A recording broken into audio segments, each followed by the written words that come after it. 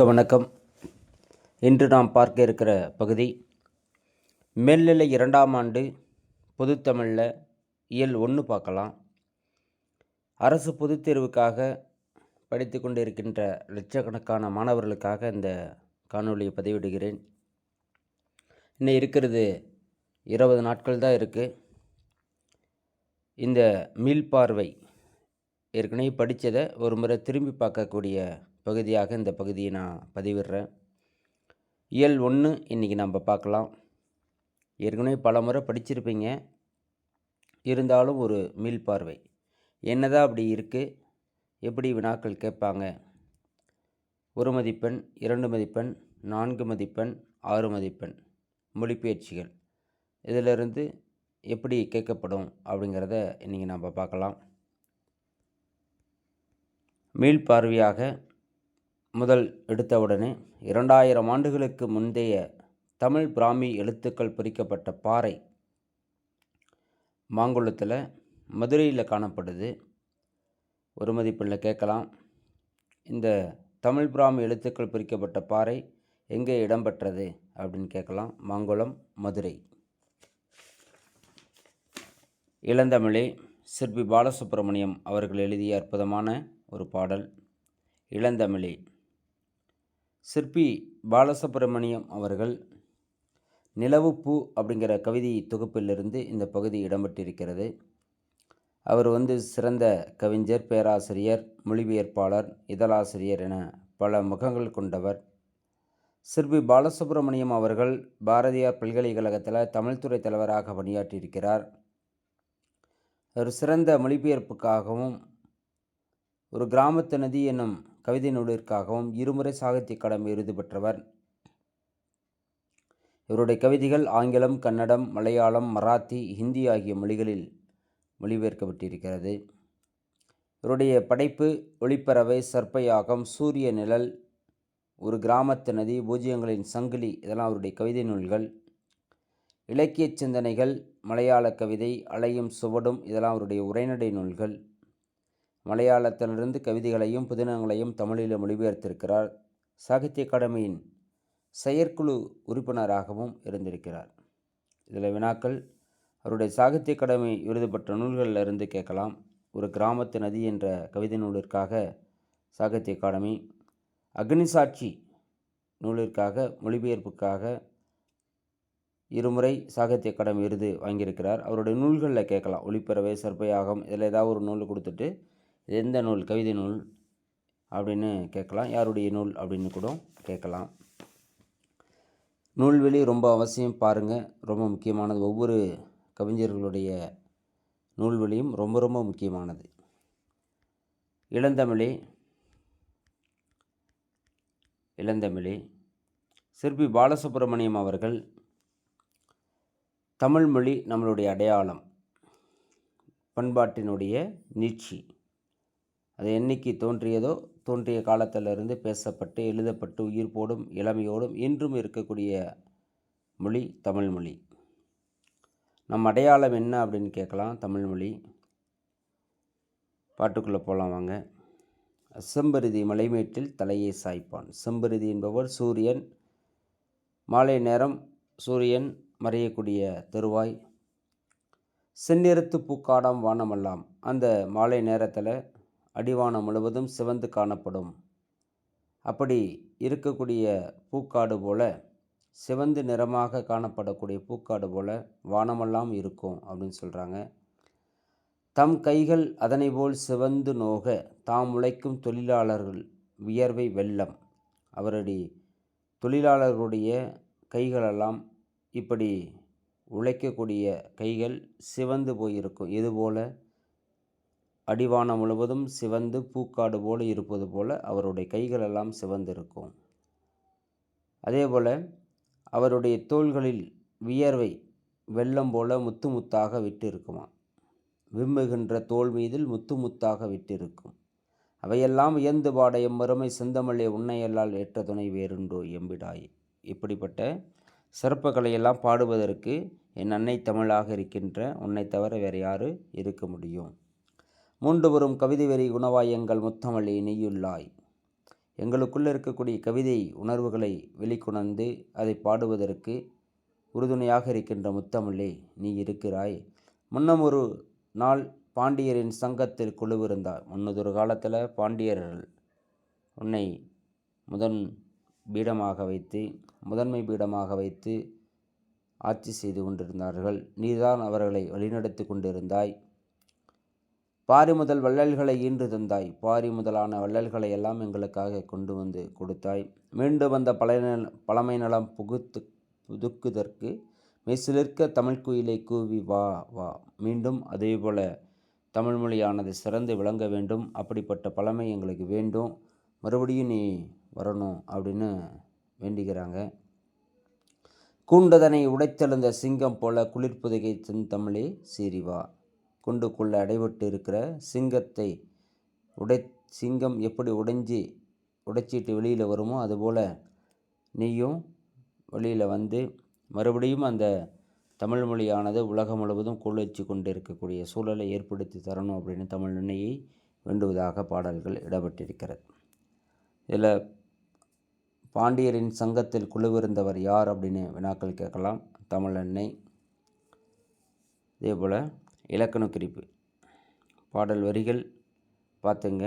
இலக்கண பகுதிகளில் செந்தமிழே, செந்நிறம், செம்பருதி இதெல்லாம் பண்பு தொகைகள். சிவந்து வினையச்சம், வியர்வை வெள்ளம் போல் வரும் அப்படின்னு உருவகப்படுத்துகிறாங்க. முத்து முத்தாய் ஒன்றுக்கு மேற்பட்ட தொடர்கள் அடுக்கி வந்து பொருள் தருவது. தனித்து வந்தாலும் பொருள் இருக்குது, சேர்ந்தாலும் பொருள் இருக்குது. அப்படி இருந்தால் அதுக்கு பேர் அடுக்கி வந்த தொடர் அப்படின்னு அர்த்தம். அடுக்கி வரக்கூடிய தொடர், அடுக்கு தொடர். இதுவே படபட கடகட அதில் சேர்ந்தால் மட்டும்தான் பொருள் இருக்குது, பிரிஞ்சால் பொருள் கிடையாது. அது இரட்டை கிளவி. கிளவினா சொல்லு, இரட்டைத்து வந்து சொல்லு அப்படின்னு அர்த்தம். அடுத்து பார்த்திங்கன்னா பகுபதம். சாய்ப்பான், சாய் பகுதி, இப்பு சந்தி, இப்பு இறந்தகால இடைநிலை. ஆண் என்பது படற்கை, படற்கை ஆண்பால் வினைமுற்று. விம்முகின்ற, விம்மு என்பது பகுதி, கின்று என்பது நிகழ்கால இடைநிலை, ஆ என்பது பெயரச்சு விகுதி. விம்மு என்பது பகுதி. வியந்து, வியப்பகுதி, இத்து இந்தானது விகாரம், இத்து இறந்தகால இடைநிலை, ஊ என்பது வினையச்ச விகுதி. இருந்தாய், முன்னாடி இருக்கிறவங்க பார்த்து சொல்கிறோம். இருந்தாய் இரு பகுதி, இத்து சந்தி, இந்தானது விகாரம், இத்து இறந்தகால இடைநிலை, ஆய் என்பது முன்னிலை உரிமை வினைமுற்றாகும்.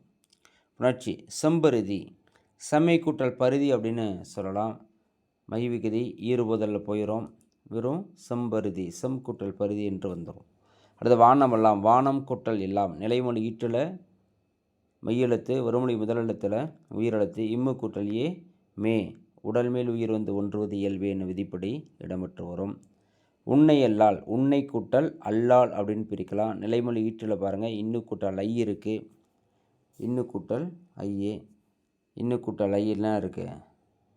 ஐ வழியவும் ஏனைய உயிர் வழி வவும் என விதிப்படி ஏமுன் இவ்விருமையும் எகர உடமுடிமை பெற்று வரும். அடுத்து நேரடியாக ஈ கூட்டல் ஆ உடல் மேல் உயிர் வந்து ஒன்றுவது இயல்பு என விதிப்படி இடம்பெற்று வரும். அடுத்து செந்தமிழே, செம்மை கூட்டல் தமிழே, செம்மை கூட்டல் தமிழே. ரெண்டுக்குள்ள வித்தியாசம் பாருங்கள். மேலே செம்மை கூட்டல் பருதி அப்படின்னு வந்திருக்கிறது. செம்மை கூட்டல் பருதியில் நேரடியாக ஈறுபோதல் மட்டும்தான். ஆனால் இங்கே பாருங்கள், செம்மை கூட்டல் தமிழே மை விகுதி ஈறுபோதல் போயிடும். ஆனால் அதுக்கப்புறம் இருக்கக்கூடிய மெய்யெழுத்து முன்னின்ற மெய்த்திரிதல் என விதிப்படி முன்னாடி இருக்கிற மெய்யு தகரத்துக்கு இணையெழுத்தாக திரிந்து செந்தமிழே என்று வந்தது. ரெண்டுக்குள்ள வித்தியாசம். இந்த மாதிரி மொழிபெயர்ச்சியில் 2 மதிப்பெண்ணில் பகுபதமோ புணர்ச்சியோ இலக்கண குறிப்போ கேட்கலாம். இலக்கண குறிப்பை பொறுத்த வரைக்கும் 14 ஒரு மதிப்பெண்ணில் கேட்கலாம். புணர்ச்சி பகுபதத்தை பொறுத்த வரைக்கும் 2 மதிப்பில் இருக்கிற மொழிபெயர்ச்சியில் கேட்கலாம். தெளிவாக எடுத்து எழுதுங்க. புத்தகத்தில் இருக்கிறது தான் கேட்க போகிறாங்க, வெளியில் எங்கேயும் போகிறதுக்கு வாய்ப்பு கிடையாது. ஏற்கனவே படிச்சிருப்பீங்க, இருந்தாலும் ஒரு முறை அப்படியே மீள்பாறை செய்து பாருங்கள். அடுத்தது உரைநடை பகுதியில் தீசு நடராசர் அவர்களுடைய சிறப்பு. தமிழ் அழகியல். தீசு நடராசர் அவர்கள் தமிழ் அழகியல் என்ற நூலிலிருந்து இந்த பகுதி எடுத்திருக்கிறாங்க. திறனாய்வு கலையை தமிழுக்கு அறிமுகப்படுத்தியவர்களில் மிகவும் முக்கியமானவர் திசு நடராசர் அவர்கள். திறனாய்வாளர்கள் பலவராக அறியக்கூடிய திறனாய்வாளர்களாக பரவலாக அறியப்படும் ஒரு நபர் இவர். மதுரை காமராஜர் பல்கலைக்கழகம், போலந்து நாட்டினுடைய வார்சா பல்கலைக்கழகம், திருநெல்வேலி மனோன்மணியம் சுந்தரனார் பல்கலைக்கழகம் ஆகியவற்றில் தமிழ் பேராசிரியராக பணியாற்றியிருக்கிறார். கவிதை என்னும் மொழி, திறனாய்வு கலை, தமிழ் அழகியல், தமிழின் பண்பாட்டு வழிகள் உள்ளிட்ட நூல்களை இவர் இயற்றியிருக்கிறார். அதெல்லாம் ரொம்ப முக்கியமானது. அடுத்து கீழே ஒன்று கொடுத்துருக்காங்க, பாரதிதாசனுடைய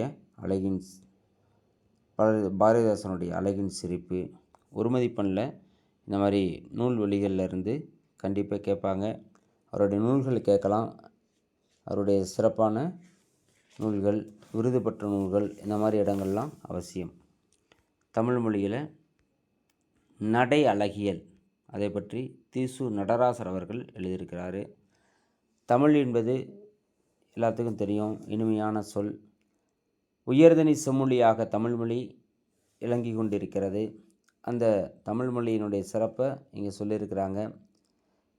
அழகு அப்படிங்கிறது இந்த பேரண்டத்தினுடைய செய்தி.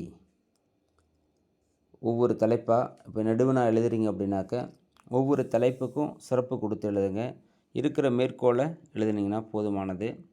அதனால் மொழிசார் கலை, அழகியலை உருவாக்குவதற்கு தளமமைத்து தருகின்ற நூல் எது அப்படின்னு வினாக்கள் கேட்கலாம். தொல்காப்பியம். அழகியலை உருவாக்குவதற்கு தளம் அமைத்து தருகின்ற நூல் எது அப்படின்னு கேட்கலாம். அதான் தொல்காப்பியம். இலக்கியத்தையும் மொழியையும் ஒரு சேர பேசுகின்ற இலக்கண நூல் எது அப்படின்னு வினாக்கள் கேட்கலாம். அதுவும் இந்த தொல்காப்பியம்தான்.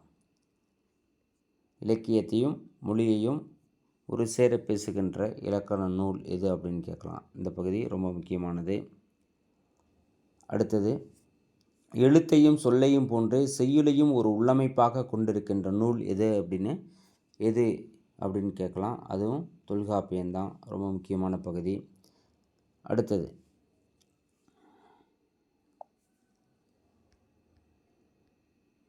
ஒரு 2 மதிப்பெண்ணில் உள்ளிருந்து கேட்டிருக்கிற ஒரு பகுதி இது. இந்த பகுதி தான் ரொம்ப முக்கியமானது. என்ன தெரியுங்கன்னா, ஓமம்,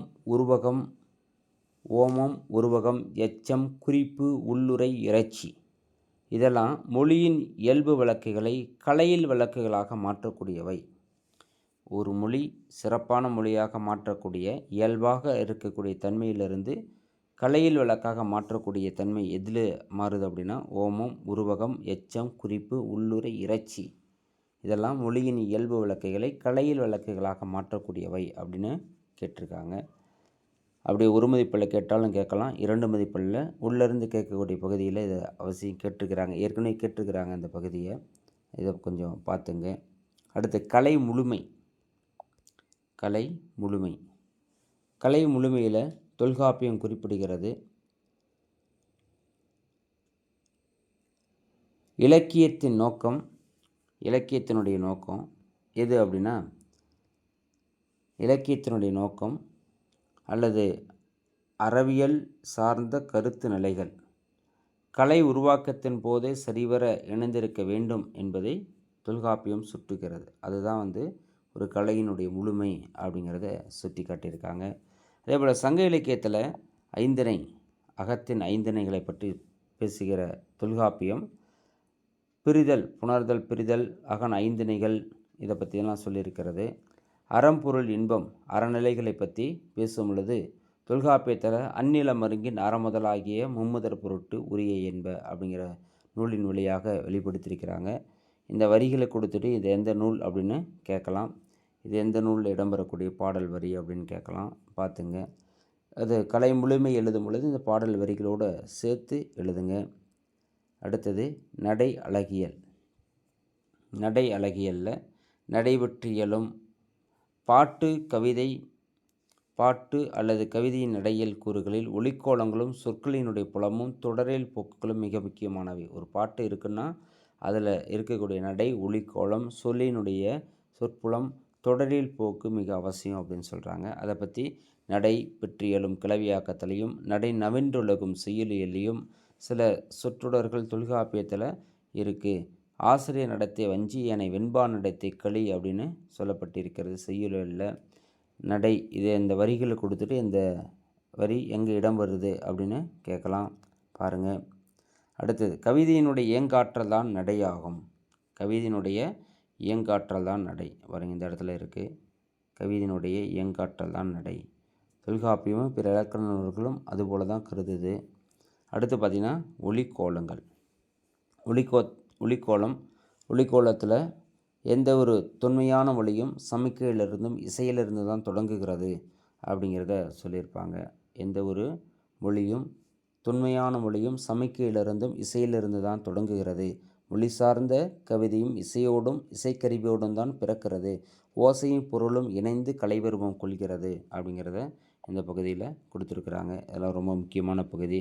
தலைப்புகள் கொடுத்து ஒவ்வொரு தலைப்புக்கும் சிறப்பு கொடுத்தீங்கன்னா நெடுவினா எழுதிடலாம். ஒருவேளை 2 மதிப்பெண்ணில் கேட்டாலும் எழுதுங்க, 1 மதிப்பெண்ணில் கேட்டாலும் இங்கேருந்து எழுதிடலாம். இந்த பாடல் தான் ஒளிப்பின்னல் அப்படின்னு சொல்கிறாங்க. சவுண்ட் டெக்ஸ்சர் அப்படின்னு சொல்கிறாங்க. ஒளிப்பின்னல். இதில் எடுத்துக்காட்டுக்கு பாட்டு கொடுத்துருக்குறாங்க. அதை கடந்தெடுத்து ஆணை மூவருங்கூடி உடன்றின் ஆயினும் பரம்பு குலர்கரிதே 300 ஊர்தே தன் பரம்பு நன்னாடு 300 ஊரும் பரிசிலர் பட்டனர் யாமும் பாரியும் உளமே குன்றும் உண்டு நீர் பாடினீர் செலினி என்று புறநானூற்று பாட்டு.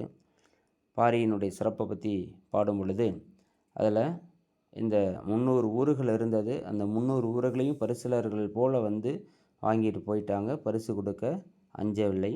அதுபோல் சேர சோழ பாண்டியர்களாகிய நீங்கள் 3 பேரும் இவனிடத்தில் சண்டை போட்டுலாம் அவனுக்குன்னு இருக்கிறது இந்த பரம்பு மலை மட்டும்தான். அதை அவங்களால் பெற்றுக்கிட்டு போக முடியாது. அவரை எப்படி நீங்கள் வீழ்த்தணும் அப்படின்னா, இரவலன் போல் ஆடி பாடி அவனுடைய பெருமைகளை எல்லாம் பாடி இரவலன் போல் வந்தீங்கன்னா அவனிடத்தில் இருக்கின்ற ஊர்களை நீ வாங்கிட்டு போகலாம் யாசகமாக. ஆனால் சண்டை போட்டு அவனால் வெல்ல முடியாது அப்படிங்கிற அவனுடைய வீரத்தை சிறப்பாக சொல்லியிருப்பாங்க. இதில் நாம் பார்க்க வேண்டிய விஷயம், இந்த பாட்டுக்குள்ளே இருக்கக்கூடிய வல்லின மெய்கள் பிற மெல்லின இடையின மெய்களை காட்டிலும் அதிகமாக வரக்கூடியதை பார்க்கலாம். இதுதான் ஒரு சிறப்பு. தமிழ் மொழியினுடைய சிறப்பை தான் இந்த பாட்டில் சொல்லியிருப்பாங்க. அதே போல் இந்த படாம் ஈத்த கெடாம் நல்லிசை கடாம் யானை கலிகான் பேகன் புறநானூற்று பாட்டு புணரின் புணராத பொருளே பொருள்வையின் புணரின் இந்த பாட்டு இது எங்கே இடம்பெறுது அப்படிங்கிறத வினாக்களை கேட்கலாம். நுந்தை தந்தை நெடுவினாக்கள் எழுதும் பொழுது இந்த பாட்டு வரிகள் கொடுத்துட்டு இதெல்லாம் இந்த மாதிரி தமிழினுடைய சிறப்பாக சொல்லியிருக்கிறாங்க அப்படிங்கிறத அந்த ஒலிக்கோலங்களில் இருக்கக்கூடிய சிறப்புகளை பற்றி சொல்கிறாங்க. ஒரு ஓசை நயத்திற்காக எப்படி பாடல் வரிகளில் இந்த வல்லின எழுத்துக்கள் அழகாக காட்டப்படுது அப்படிங்கிறதான் இந்த செய்தி. 2 மதிப்பில் கேட்டாலும் எழுதலாம். 1 மதிப்பெண் 4 மதிப்பெண்லையும் இந்த செய்திகள் சேர்த்து எழுதுங்க. அதே போல் சொற்புலம் ரொம்ப முக்கியமானது. ஒரு பாட்டுக்குள்ளே ஒரு பொருள் குறித்து வரக்கூடிய பல சொல்லாய் பல பொருள் குறித்து வரக்கூடிய ஒரு சொல்லாய் அப்படிங்கிற செய்திலாம் இடம்பெற்றிருக்கிறது. அதெல்லாம் கொஞ்சம் பாருங்கள். சங்க இலக்கியத்தில் இது அதிகமாக காணப்படுது அப்படின்னு சொல்கிறாங்க. அடுத்து முல்லைக்கலியில் கலித்தொகையில் குறிஞ்சி முல்லை மருதம் நெய்தல் பாலை இதில் முல்லைக்களி அப்படின்ற கலியில் முல்லைக்களி என்ற பிரிவில் ராஜநாராயணன் அவர்கள் கிடை எனும் குறுநாவலில் ஆடுகளுடைய இனங்களை பற்றி சொல்லியிருப்பார். அதே போல் முல்லைக்களியில் காளைகளுடைய இனங்களை பற்றி குறிப்பிடுறாங்க. 1 மதிப்பில் கேட்டிருக்கிறாங்க. இதை கலித்தொகையில் எந்த களியில் காளைகளை இனங்களை பற்றி சொல்கிறாங்க, முல்லைக்களியில் எந்த நூல் அப்படின்னு கூட கேட்டிருக்காங்க. கலித்தொகை. அதே போல் ராஜநாராயணன் குறுநாவலில் கிடை என்ற குறுநாவலில் ஆடுகளுடைய இனங்களை பற்றி சொல்லியிருக்கிறாரு. அடுத்தது இந்த தமிழ் மொழியினோட தொகைமொழிகள் வைகுறு விடியல் கன்னி விடியல் புல்லன் மாலை நல்லன் யாமம் காமர் வனப்பு இதெல்லாமே சொல்லப்படுகிறது. கொஞ்சம் பாருங்கள். அதே போல் கீழே நீர்ப்படுகின்ற அல்லது நீர்ப்பட்ட பசுமையான களம் என்பது தொல்காப்பிய எச்சவியலில் தொகைநிலை பற்றி சொல்லும் பொழுது சொல்லியிருக்காங்க. அதே போல் நீர்ப்படுகின்ற பசுங்கலம் என்று தொடர்மொழி பற்றி நற்றிணை குறிப்பிடுகிறது. எல்லாம் ரொம்ப முக்கியமான பகுதிகள். இதை நெடுவினாக்கள் எழுதும் பொழுது சொற்புலம் அப்படிங்கிற பகுதியில் இதெல்லாம் மேற்கோள் காட்டி நீங்கள் எழுதுனீங்கன்னா முழு மதிப்பெண் பெற்றுவிடலாம். அதேபோல் 2 மதிப்பெண் 4 மதிப்பெண் சும்மா அப்படி உரைநடை பகுதியை வாசித்து பாருங்கள். 1 மதிப்பில் கூட இதை கேட்டிருக்கிறாங்க. நீர்ப்படு பசுங்கலம் சொல்லக்கூடிய நூல் எந்த நூலில் நற்றிணை சொல்லுகிறது. அடுத்து தொடரியல் போக்கு தொடரியல் என்பது வாசிப்பவர்களுக்கு சிறப்பு சேர்க்கக்கூடிய வகையில் இந்த வரிகள் இடம்பெற்றிருக்கும். பெரும்பாலும் உரைநடை வழக்கு, பேச்சு வழக்கு, இந்த பேச்சு வழக்கு தொடரமைப்புகளில் உரைநடை வழக்கு இந்த பகுதியில் பெரும்பாலும் செய்யுள் வழக்கில் எப்படி கொடுத்துருப்பாங்கன்னா, எழுவாய், செயல்படு பொருள் அல்லது பிறவற்றோடு கூடிய அமைப்பு அல்லது பயனிலை கண்டிப்பாக வரக்கூடியது மரபு. இதுதான் ஒரு சென்டென்ஸ் பேட்டர்ன், இப்படி தான் இருக்கும். அடுத்து முத்து முத்தாக, முத்தாய்ப்பாக ஒரு பாடலுடைய இறுதி அடியில் ஏதோ ஒரு பாட்டுக்குள்ளே எப்படி கொடுத்துருக்காங்கன்னா, நம்ம சாமி நம்பி நெடுஞ்செழியனுடைய சாவு சடங்கில் பேரையின் முருகலார் அவர்கள் ஒரு பாட்டு எழுதியிருக்கிறார். ஒரு பாட்டு அழகாக எழுதிட்டு வராரு. கடைசியில் அழகாக பாட்டு எழுதக்கூடிய நபர் கடைசி ஒரு 2 வரிகளை இடுக ஒன்றோ சுடுக ஒன்றோ படுவழி படுக இப்புகழ் வெய்யோன் தலையே அப்படின்னு ஒரு அழுத்து கொள்வதாக 20 வரிகள் பாடல்களை 18 அடிகள் வரைக்கும் நல்லா பாடிட்டார். தொடியுடைய தோல் மணந்தனன் அப்படின்னு பாட்டு தொடங்குது. அப்படி தொடங்கி போகும் பொழுது தொடையுடைய தோல் மணந்தனன் அப்படின்னு பாட்டு தொடங்குது. பேரையின் முருகலார் அவர்கள் இந்த இடத்துல நம்ம நம்பி நெடுஞ்செழியனுடைய சாவு சடங்களை பாடுகிறார். 18 பண்புகளை அவர் வரிசையாக சொல்லிட்டார் நல்ல விதமாக. ஆனால் கடைசி ஒரு 2 வரிகளை மட்டும் இந்த மாதிரி அழுத்து கொள்வது போல் போனால் புதைத்தால் புதை அப்படின்னு அழுத்து கொள்வது போல் பாடல்கள் இந்த மாதிரி பாடல்கள் இருக்கக்கூடாது அப்படிங்கிறதான் சொல்கிறாங்க. அடுத்து சங்க இலக்கியம் ஒரு தமிழ் அழகியலை கட்டமைப்பதற்கான ஒரு முழுமையான ஆதாரம் எது அப்படின்னு கேட்கலாம். அங்கே பாருங்க, இந்த இடத்துல காணப்படுது. தமிழ் அழகியலை கட்டமைப்பதற்கு சங்க இலக்கியமே முதன்மையான ஆதாரம். 2 மதிப்பில் கேட்டிருக்காங்க, அல்லது 1 மதிப்புலையும் கேட்டிருக்கிறாங்க. இதை கொஞ்சம் பாருங்கள். அடுத்து பார்த்திங்கன்னா, தண்ணீர் இல்லாத தமிழ், தனக்கு நிகரில்லாத தமிழ் அப்படின்னு தமிழ் அன்னையினுடைய சிறப்புகளை இங்கே சொல்லியிருப்பாங்க. இதில் யார் எழுதப்பட்டது அப்படின்னா, வடமொழியில் இருக்கிற காவிய தர்ஷம் அப்படிங்கிற நூலை தழுவி எழுதப்பட்டது. வடமொழியில் தண்டி அவர்கள் கிபி 12ஆம் நூற்றாண்டு காலகட்டம் பொதுவியல், பொருளணியல், சொல்லணியல் என்று 3 பிரிவுகளை கொண்டு இடம்பெறுகிறது. இலக்கண நூலார் உரையாசிரியர்கள் பலரால் எடுத்தாளப்பெற்ற பெருமைக்குரிய ஒரு நூல் இந்த தண்டி அலங்காரம். அணி இலக்கணத்தை மட்டும் சொல்லக்கூடிய நூல் பார்த்திங்கன்னா தண்டி மாறன் குவளை தண்டி மாறன் குவளையானந்தம். தண்டி அலங்காரம், மாறன் அலங்காரம், குவளையானந்தம், இது அணி இலக்கணத்தை மட்டும் சொல்லக்கூடிய நூல். 2 மதிப்பெண்ணில் கேட்டிருக்கிறாங்க. 1 மதிப்புலையும் பார்த்தீங்கன்னாக்க ஆப்ஷனில் கொடுத்துருவாங்க. ஒரு ஆப்ஷன் மட்டும் கொடுத்துட்டு மீதி இருக்கிற 3 வேறு மாதிரி கொடுத்துருப்பாங்க. அப்படி பக்கத்தில் பாருங்களா, அணி இலக்கணத்தையும் சொல்லக்கூடியது, வேறு இலக்கணத்தையும் சேர்த்து சொல்லுது. தொல்காப்பியம், வீர சோழியம், இலக்கண விளக்கம், தொன்னூல் விளக்கம், முத்து வீரியம், இதெல்லாமே அணி இலக்கணத்தையும் சேர்த்து சொல்லுது. இது 2 மதிப்பில் கேட்டால் தனிப்பட்ட முறையில், அது 1 மதிப்புலையும் இதை பற்றி கேட்டிருக்கிறாங்க, பார்த்துங்க. அடுத்தது இந்த பாட்டுக்குள்ளே போகலாம். தண்ணீர் இல்லாத வானம் அளந்தது அனைத்தையும் அளக்கும் வலிமை மிக்கது தமிழ், நிலத்தினு பெரிது வானினும் உயர்ந்தன்று கடலினும் பெரியது கடலினும் ஆழமானது.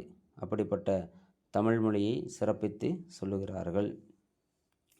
கதிரவனுக்கு ஒப்பாக இந்த தமிழ் மொழியை குறிப்பிட்றாங்க. உங்களிடை உயர்ந்தோர் தொலைவிளங்கி ஏங்குழி நீர் ஞாலத்து இருளகற்றும் ஆங்கவற்றுள் மின்னீர் தெளியாளி வெங்கது நின்று ஏனையது தண்ணீர் இல்லாத தமிழ் அப்படின்னு சொல்லப்பட்டிருக்கிறது. அதாவது இந்த உலகத்தினுடைய புற இருளை போக்குவது யார் அப்படின்னா சூரியன். அந்த பொதியமலை பக்கமாக அங்கங்கே இருக்கக்கூடிய புற இருளை அகற்றுவது யாருன்னா சூரியன் தான். அதே போல் தமிழ் மக்களாகிய மக்களுக்கு புற இருளை அகற்றுவது சூரியன் என்றால் அக இருளை அகற்றுவது யாருன்னா தமிழ் அன்னை. தமிழ் அகத்தியர் முதலான மலைகளில் தோன்றக்கூடிய தமிழ் இந்த அக இருளை போக்குகிறது அப்படின்னு சொல்கிறாங்க. தோன்றக்கூடிய இடம் ஒன்றா இருந்தாலும் இது புற இருளை, அது அக இருளை அப்படின்னு வேறுபடுத்தி காட்டுறதுனால இது பொருள் வேற்றுமை அணி இடம்பெற்றிருக்கிறது. மக்களால் போற்றப்பட்டு உயர்ந்த மலைகளுக்கு இடையே தோன்றி கடலால் சூழப்பட்ட உலகத்தின் புற இருளை அகற்றுவது ஒன்று, அதான் சூரியன். பொதிக மலையில் தோன்றி சான்றோரால் தொழப்பட்டு மக்களின் நெறியாமை என்னும் அகையிருளை போக்குவது இந்த தமிழெண்ணை. இது ஒப்புமை இல்லாததுமாக இருப்பது இன்னொன்று, அதுதான் தமிழெண்ணை. இருளை போக்கக்கூடிய 2இல் ஒளிர்கின்ற கதிரவன் ஒன்று, இன்னொன்று தனக்கு நிகரில்லாத தமிழ். இதை பொருள் வேறுபடுத்தி காட்டுவதனால் பொருள் வேற்றுமை அணி இடம்பெற்றிருக்கிறது. 4 மதிப்பெண்ணில் அணியில் கேட்கலாம். அணி விளக்கம், சான்று விளக்கம், அணி பொருத்தம் என்று 4 தலைப்புகளோடு இது நீங்கள் இடம்பெறலாம். இருவேறு பொருள்களுக்கிடையே ஒற்றுமையை கூறி பின் வேறுபடுத்தி காட்டுவது பொருள் வேற்றுமை அணியாக இடம்பெறுகிறது. அதில் தமிழுக்கும் கதிரவனுக்கும் இடையே உள்ள பயன் சார்ந்த ஒற்றுமையை முதல்ல சொல்லி தமிழ் தண்ணீரில்லாதது அப்படிங்கிற தன்மையை பின்னர் வேறுபடுத்தி காட்டுவதனால் இது பொருள் வேற்றுமணியாக இடம்பெற்றிருக்கிறது. இது வேற்றுமையின் ஒரு பிரிவாக இடம்பெறுகிறது.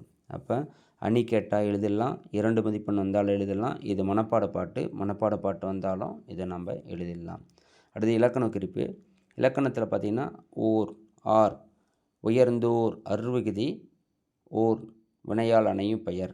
செய்யக்கூடிய செயலையும் செய்த நபரையும் சேர்த்து சொல்லக்கூடியது வினையால் அணையும் பெயர். வெங்குதிர், வெம்மை கூட்டல் கதிர், பண்பு தொகை, இல்லாத என்பது தான் இல்லாது என்று வந்திருக்கிறது. இடையில் ஒரு எழுத்து குறையாக வந்திருக்கிறது. அடுத்து வந்து, வா என்பது பகுதி, வா என குறுகியது விகாரம், இத்து இந்தானது விகாரம், இத்து இறந்த காலநிலை, ஊ என்பது வினையெச்ச விகுதி. உயர்ந்தோர் உயர் பகுதி, இத்து சந்தி, இந்தானது விகாரம், இத்து இறந்த காலநிலை, ஓர், ஆர் இதெல்லாம் பலர்பால் வினைமுற்று விகுதி. ஆர் என்பதன் ஈற்ற இயலெழுத்தான ஆ, ஓ ஆக திரிந்து இடம்பெற்றது அப்படின்னு நன்னூல் குறிப்பிடுகிறது. அடுத்து விலங்கி, விலங்கு கூட்டல் ஈ, விலங்கு பகுதி, ஈ என்பது வினையெச்ச விகுதி. ஆங்கவற்றுள், ஆங்கு கூட்டல் அவற்றுள், ஆங்கு நிலைமொழி ஈட்டில் பாருங்கள், இக்கு கூட்டல் ஊ, குற்றிலுகரம். உயிர்வரின் உக்குரல் மெய்விட்டோடும் என விதிப்பிடு. உயிர்வரின் உயிரெழுத்து வருமொழியில் வந்தால் உள்ளே இருக்கக்கூடிய உகரம் இக்கு கூட்டல் ஊ என்னாயிரும், அது மையை விட்டுட்டு போயிடும். அப்போ இக்கு கூட்டல் ஊவில் உகரம் போயிடுச்சுனாக்க மீதி இருக்கிறது இக்கு மட்டும்தான் இருக்கும். அப்போ உடல் மேல் உயிர் ஒன்றுவது இயல்பு என விதிப்படி இக்கு கூட்டல்லாம் காவாக ஆங்கவற்றுள் என்று வந்தது. அடுத்து தனியாளி. ஏற்கனவே நம்ம ஒரு சொல்லு பார்த்தோம் இல்லையா, அதே போல் தனியாளி. தனியில் என்ன இருக்குது, இன்னு கூட்டல் ஈ இருக்குது. நிலைமொழி ஈட்டில் இ ஐவழி எவ்வும் என விதிப்படி எகர உடம்புடைமை பெற்று ஈய கூட்டல் ஆ யாவாக தனியாளி என்று வந்தது. அடுத்து வெங்கதிர். செந்தமிழை பார்த்தோம் இல்லையா, அதே போல் வெங்கதிர். வெம்மை கூட்டல் கதிர், ஈறுபோதல் முன்னின்ற மெய்யானது என்னவா பிரியும், ககரத்துக்கு இணையெழுத்தாக தெரியும். இதுபோல் வினாக்கள் கேட்கலாம், பாருங்கள். ஒவ்வொரு பகுதியும் ரொம்ப முக்கியம், அவசியமானது. அடுத்தது தம்பி நெல்லையப்பருக்கு பாரதி அவர்கள் எழுதிய அற்புதமான கடிதம். கடிதத்தில் தெரிஞ்சுக்கிறதுக்கு நிறைய இருக்குது. அறிவுறுத்தலுக்கு நூல் நுழையும் ஒன்று இருக்கிறத நீங்கள் முன்னுரியாக கொடுத்துருங்க. இந்த பகுதி முழுசாக கேட்டால் அவர் என்ன சொல்கிறாருங்கிறது ரொம்ப முக்கியம். பராசக்திக்கு கடிதம் எழுதுகிறாரு, என்னென்ன சொல்கிறாரு அப்படிங்கிறது ரொம்ப ரொம்ப முக்கியம். தம்பி, தமிழ்நாடு வாழ்க என்று எழுத வேண்டும். தமிழ்நாட்டில் நோய்கள் தீர்க என்று எழுத வேண்டும். தமிழ்நாட்டில் வீதிதோறும் தமிழ் பள்ளிக்கூடங்கள் மலிந்து போகணும் அப்படின்னு எழுதணுமா. அந்த பள்ளிக்கூடத்தில் நவீன கலைகளெல்லாம் பயிற்சி பெறணும்னு எழுதணுமா. ஆணு பெண்ணும் ஓர் உயிர் 2 தலைகள் என்று எழுதணுமா. அவை ஒன்றில் ஒன்று தாழ்வில்லை என்று எழுதணுமா. பெண்ணை தாழ்மை செய்தவன் கண்ணை குத்தி கொண்டான் என்று எழுதுவான். பெண்ணை அடைத்தவன் கண்ணை அடைத்தான் என்று எழுத வேண்டுமா. தொழில்கள் தொழில்கள் தொழில்கள் என்று கூவு. வியாபார மலர்கள் எந்திரங்கள் பெருகுக, முயற்சிகள் ஓங்குக. சங்கீதம், சிற்பம், எந்திரநூல், பூமி நூல், வானநூல், இயற்கை நூல், 1000 கிளைகள் இவை தமிழ்நாட்டிலே மழுந்திடுக என்று எழுத வேண்டும் சக்தி என்று பராசக்திக்கு எழுதி முடிப்பதாக. அதாவது இந்த மாதிரிலாம் சிறப்பு பெற்று தமிழ்நாடு விளங்கணும் அப்படிங்கிறத இந்த கடிதத்தின் மூலமாக அவர் எழுதுகிறார். தம்பி நெல்லையப்பருக்கு இதெல்லாம் ரொம்ப முக்கியமானது. ஒரு நெடுவினா விரிவானத்தில் துணைப்பாடத்தில் கேட்குறாங்க அப்படின்னா இந்த பகுதி எல்லாமே முக்கியமாக அவர் என்ன சொல்கிறாருங்கிறது அவசியமாக குறிப்பிட்டு செய்தியாக எழுதுங்க.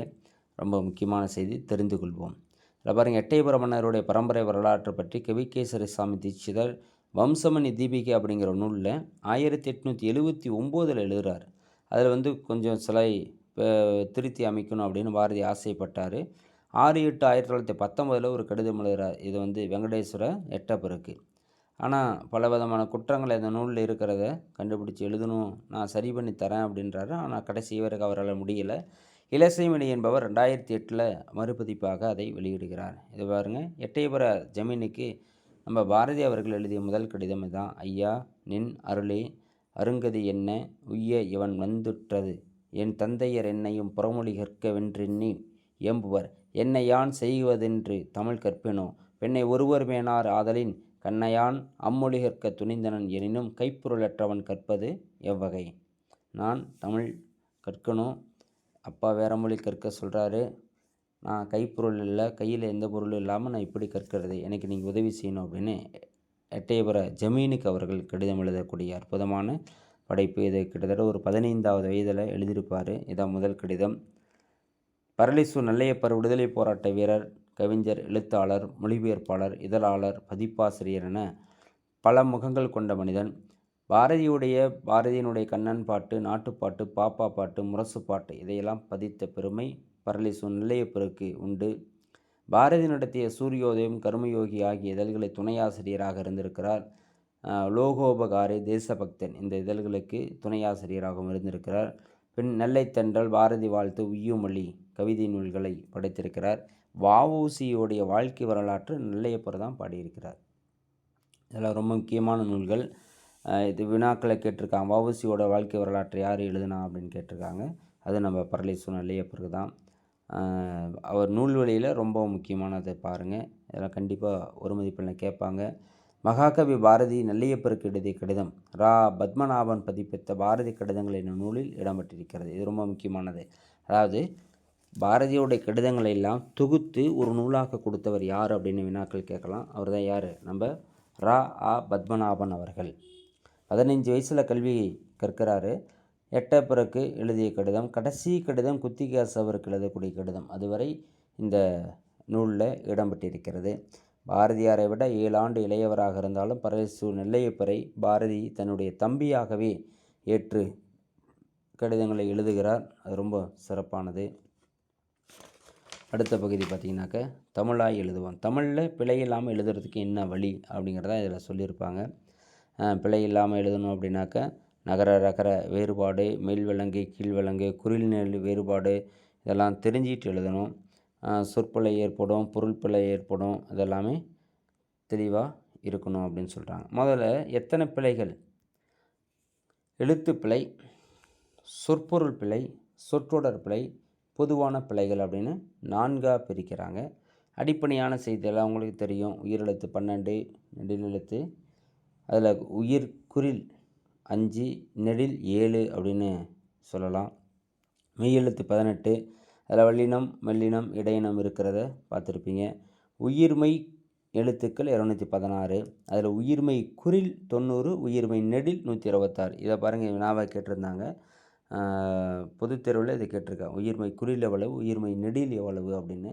உயிர்மை குறில் 90, உயிர்மை நெடில் 126. ஆயுதம் 1. அடுத்தது எழுத்து பிழைகளை தவிர்க்க என்ன வழி அப்படின்னா, பேசுகிற மாதிரி எழுதக்கூடாது.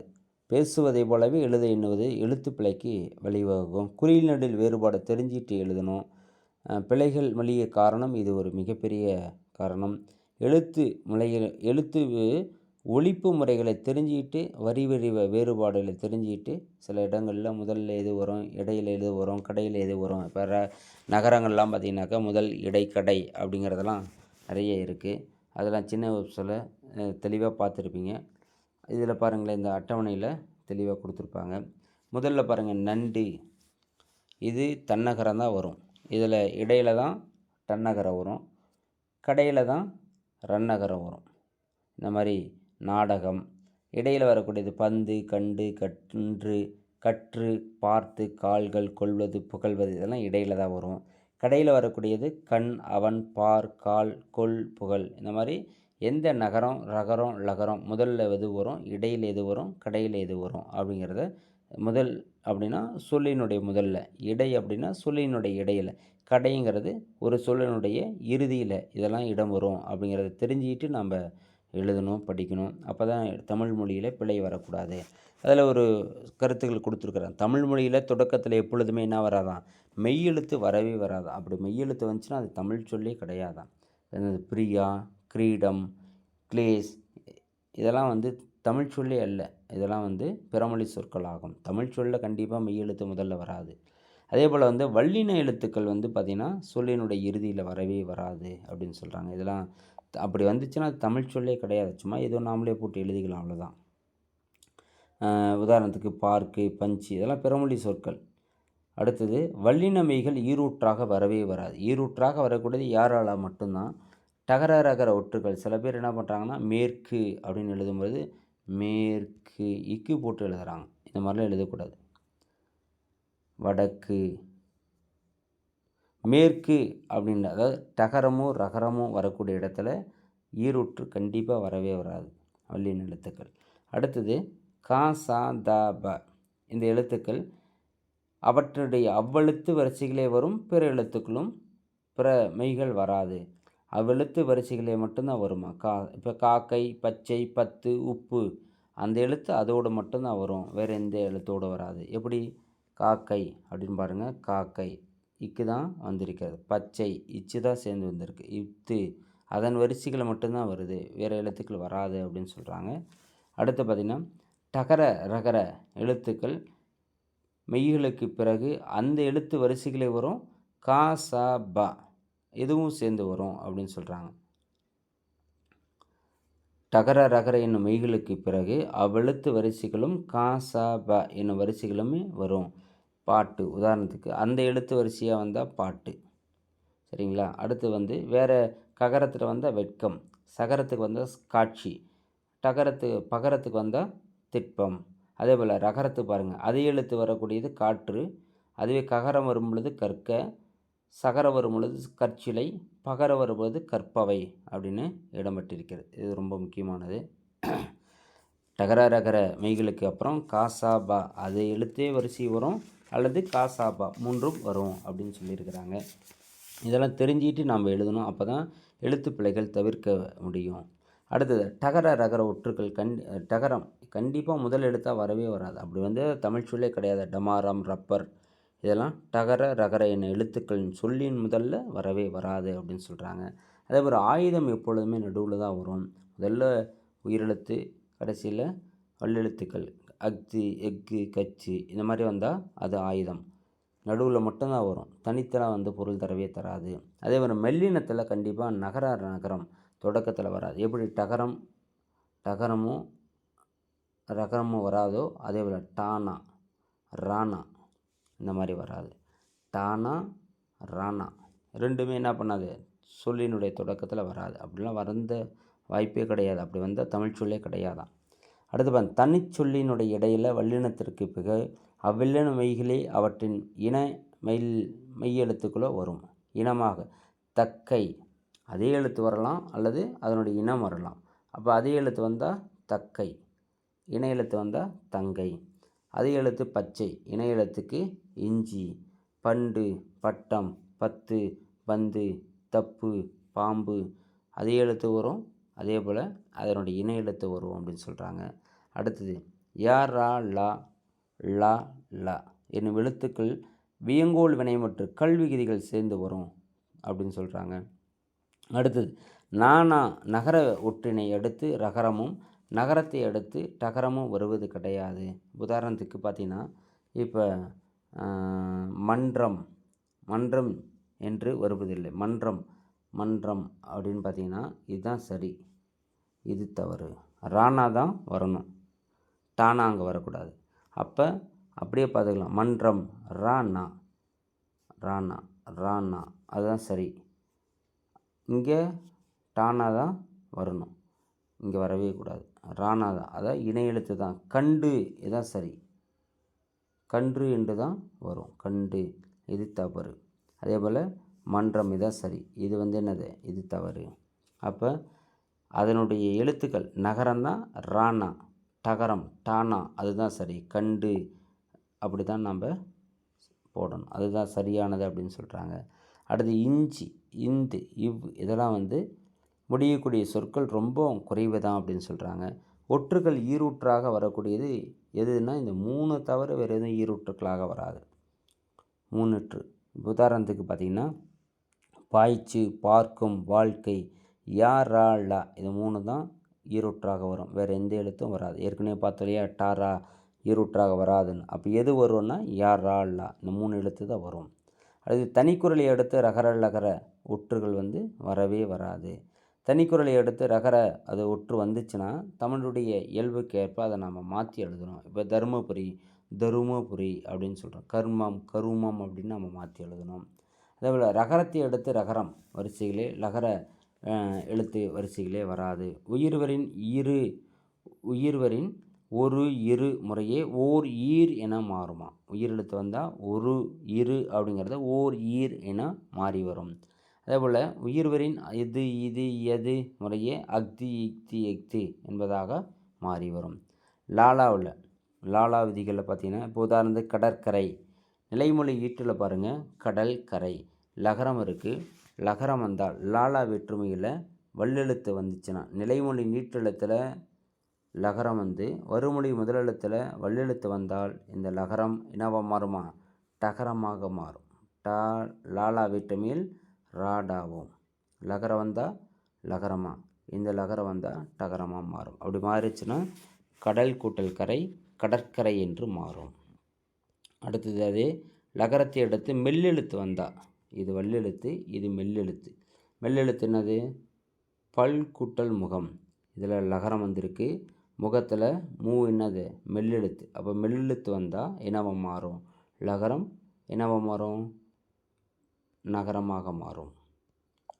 அதுவே பொது லகரம் லகரத்தை தொடர்ந்து வந்தால் மக்கள் கூட்டல் பேரு மக்கட்பேறு லகரம் வந்து அதுவே லகரம் வந்து வல்லெழுத்து வந்தால் லகரம் டகரமாக மாறும். முதல்ல மேலே பார்த்தோம் இல்லையா லாலா வேற்றுமையில் இதனுடைய விதி லா வேற்றுமையில் வல்லெழுத்து வந்தால் என்னவா மாறும் ராடாவும் லகரம் வந்தால் லகரம் இந்த புது லகரம் வந்தால் டகரமாக மாறும். அதை தான் இங்கே சொல்லியிருக்கிறாங்க. அடுத்து அதே வந்து லாலா வெற்றியில் மெல்லினம் வந்தால் வந்து லகரம் வந்தால் நகரமாக மாறிச்சு. இப்போ புது லகரம் வந்தால் நகரமாக மாறும் மெல்லெழுத்து வந்தால். அதே போல் வறுமொழியினுடைய தகரம் லகரமாக மாறுவதோடு தகரம் ரகரமாக மாறும். சொல் கூட்டல் தகரமும் ரகரமாக மாறும். அப்படி மாறும் பொழுது லகரமும் மாறுது தகரமும் மாறுது. அதாவது சொற்றுணை என்று மாறும். அதே போல் வறுமொழியில் நகரம் வந்தால் லகரம் நகரமாக மாறும் நகரமாகவும் மாறும் நகரமும் நகரமாக மாறும் அப்படிங்கிறது தான் விதி. இடத்துல நகரமும் மாறும் தகரமும் மாறுது அப்படின்னு சொல்கிறாங்க. அல்வெளியில் அல் கூட்டல் திணை அக்ரிணை பல் கூட்டல் துளி பக்ருளி என்பதெல்லாம் இடம்பெற்று வரும். அதே போல் வந்து ஊர் பெயர்களில் ஓட்டுநர் என்பதுதான் சரி. அனுப்புனர் பெறுநர் இந்த மாதிரி தான் நம்ம எழுதணும். இயக்குனர் அதான் சரி அப்படின்னு சொல்கிறாங்க. இயக்குனர் என்பது எழுதுவது தவறு. இயக்குனர் என்பது தான் சரி. சில பேர்லாம் எழுதும் பொழுது நகரம் வந்து தன்னகரம் போட்டு எழுதுகிறாங்க. தன்னகரம் போட்டு தான் எழுதணும். ரன்னகரம் போட்டு எழுதக்கூடாது. இயக்குனர் என்பது தான் சரி. ஓட்டுநர். அடுத்து சொல் உருவாக்கக்கூடிய நேரத்தில் இது பொருள் வேறுபாடு மொழிபெயர்ச்சியில் கேட்டிருக்கிறாங்க. அறம்னா அறம் நீதி, அறம்னா அறுக்கிற அறம், குறைனா குறைவு, குறைனா நாய் குறைக்கிறது, வளம்னா செல்வம், வளம்னா வளப்பக்கம். அதே மாதிரி களம் போர்க்களம், களம் பாத்திரம், கிளி பறவை குறிக்கும், அச்சத்தை குறிக்கும். என்றால் ஒரு பெண் இப்படி சொன்னா அப்படின்னு அர்த்தம். என்றால் என்ன, போனால் அவள் போனால் அப்படி போனால் என்னட்ட சொல்லு. ஆணையிடக்கூடிய சிறப்பு, ஆணை யானை. மழை சிறப்பு, மழை பொழியக்கூடியது. மழைனா குன்றுகளை. இதெல்லாம் பொருள் வேறுபாடு அறிந்து வேற்றுமைகள் பொருள் தொடரமைக்க அப்படின்னு கேட்டுருவாங்க. அதை நம்ம எழுதணும். பிழைகளை தவிர்க்க சில வழிமுறைகளை கொடுத்துருக்கேன். 2 மதிப்பெண்ணில் வினாக்களாக கேட்பாங்க. அப்படி கேட்கக்கூடிய பகுதியில் கொஞ்சம் பார்த்துக்கலாம். தமிழ் எழுத்தை வந்து தெளிவாக உச்சரித்து பழகணும். நகர லகர ரகர வேறுபாடு அறிந்து எழுதணும். தமிழில் எழுத்துக்கள் வரக்கூடிய முறையை அறிந்து பொருள் மாற்றத்தை அறிந்து இன்றியமையாததாக எழுத வேண்டும். தொடக்கத்தில் சில காலம் வாய் விட்டு படிக்கணும். மனசுக்குள்ளே உச்சரித்தபடி எழுதி பழகுவது ரொம்ப ரொம்ப நல்லது. வேகமாக முயல்வது பிழைக்கு வழிகோலும். அதை தவிர்க்கணும். அதே போல் வந்து குறிநெடில் பிரச்சனை இருக்கும். அதை கொஞ்சம் சரி பண்ணணும் அப்படின்னு சொல்லியிருக்காங்க. அடுத்து பார்த்திங்கன்னா இப்போ இலக்கண தேர்ச்சி கொள்ள பிழையான தொடர் என்ன அப்படின்னு கேட்பாங்க. காலையில் பூத்த மல்லிகை மனம் வீசியது ஒரு மதிப்பில் கேட்பாங்க இந்த பகுதி. அதே போல் பேச்சு தமிழில் அமைந்த தொடர் என்னது, அவருக்கு நல்லது கெட்டது நல்லா தெரியும். இதான் வந்து பேச்சு தமிழில். இந்த பின்னாடி இருக்கிற அந்த முடிந்தால் தரலாம் முடித்தால் தரலாம் இந்த 2 தொடர்களும் ஒரு மொழிபெயர்ச்சியில் கேட்டுருவாங்க. முடிந்தால் உன்னிட்ட உன்னால் முடிஞ்சால் கொடு, முடித்தால் கொடு, நீ எழுதி முடிச்சிட்டா கொடு அப்படின்னு தொடர்களை வேறுபடுத்தி காட்டி எழுத வேண்டும். அடுத்து ஒரு மதிப்பெண் பார்த்திங்கன்னா, இலக்கியத்தை மொழியும் ஒரு சேர பேசுகின்ற இலக்கண நூல் தொல்காப்பியம். மீண்டும் அந்த பழமை நிலம் புதுக்குதற்கு, ரெண்டுமே 1 3 சரி. அடுத்து மின்னே தனியாளி வெங்கதிரொன்று அடிமோனை சீர் எதுகை இடம்பெற்றிருக்கிறது. அடுத்து கருத்து 1 2ம் சரிதான், 2 கருத்தும் சரிதான். அடுத்து பார்த்தீங்கன்னாக்கா பொறுத்துக. தமிழ் அழகியல் யார் அப்படின்னாக்க தீசு நடராஜன் தான் தமிழ் அழகியல். அடுத்து நிலவுப்பூ என்பது நிலவுப்பூ யார் எழுதுனா சிற்பி பாலசுப்ரமணியம் அவர்கள். கிடை என்பது கி ராஜநாராயணன். உய்யமொழி பரளிசு நெல்லையப்பர். பொறுத்துக வடிவில் ஒரு மதிப்பெண் கேட்பாங்க, கொஞ்சம் பார்த்துங்க. அடுத்து பின்னாடி பயிற்சியில் என்ன கொடுத்துருக்காங்க, இந்த பழையன கழிதல் புதியன புகுதல் வள்ளுவல காலை வகையின நன்னூல் நூற்பா, அந்த வரியை கொடுத்துட்டு எந்த நூல் அப்படின்னு கேட்கலாம். அதே போல் மீண்டும் அந்த பழமை நிலம், அது சிற்பி பாலசுப்ரமணியம் அவர்கள். பின்னாடி யாருன்னாக்கா ஆறுமுக நாவலரை பற்றி கொடுத்துருக்குறாங்க. அவர் செய்திகள் சும்மா அப்படி வாசித்து பார்த்துங்க. வசனனுடைய கை வந்த வள்ளலார் யாருன்னு கேட்கலாம். அவர் தான் ஆறுமுக நாவலர் அவர்கள். அவருடைய நூல்கள் சிறப்பான நூல்கள். திருக்குறள், பரிமேலழகருடைய உரை, சூடாமணி நிகண்டு, அந்த இதெல்லாம் ரொம்ப முக்கியமானது. நன்னூல் சங்கர நமச்சிவாயருடைய விருத்தி வரை, இதெல்லாம் பல நூல்களை அவர் பதிப்பித்திருக்கிறார். இலக்கண நூல்கள், பூமி சாஸ்திரம், இதெல்லாம் அவருடைய சிறப்பான நூல்கள். நாவலர் பட்டம் கொடுத்துருக்குறாங்க, இது ரொம்ப முக்கியமானது. நாவலர் பட்டம் ஆறுமுக நாவலருக்கு திருவாடுதுறை ஆதீனம் கொடுத்திருக்கிறது. ஒரு மதிப்பில் கேட்குறதா இருந்தால் அங்கேருந்து கேட்கலாம். தமிழாக்கம் பார்த்துங்க. The learning is a treasure the will follow it's owner everyone. கல்வி கற்றவருக்கு சென்ற இடமெல்லாம் சிறப்பு. A new language is a new life. ஒரு புதிய மொழி என்பது புதிய வாழ்க்கையை பெற்றுத்தரும். If you want people to understand you speak. அவர்கள் மொழியில் அவர்களை புரிந்து கொள்ள வேண்டுமென்றால் அவர்கள் மொழியில் நீங்கள் பேசணும் அப்படின்னு சொல்கிறாங்க. Knowledge of language is the doorway to wisdom. அறிவை வளர்த்துக்கொள்ளணும்னா எதன் வழியாக, அறிவின் வழியாகத்தான்,